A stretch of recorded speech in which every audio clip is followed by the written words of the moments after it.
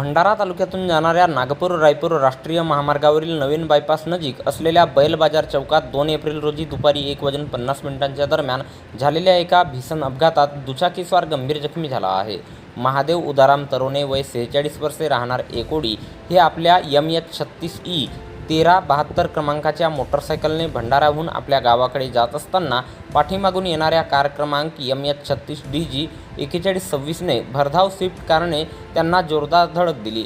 या भीषण धडकेत महादेवांच्या उजव्या हाताला आणि पायाला गंभीर दुखापत झाली. घटनेची माहिती मिळताच कारधा पोलीस स्टेशन येथे उभी असलेली जगद्गुरू रामानंदाचार्य नरेंद्राचार्यजी महाराज नानिजधाम यांच्या प्रेरणेतून चालविली जाणारी विनामूल्य रुग्णवाहिका तातडीने घटनास्थळी पोहोचली आणि जखमीला तात्काळ जिल्हा सामान्य रुग्णालय भंडारा येथे दाखल करण्यात आले, ज्यामुळे वेळेवर उपचार मिळून त्यांचे प्राण वाचू शकले.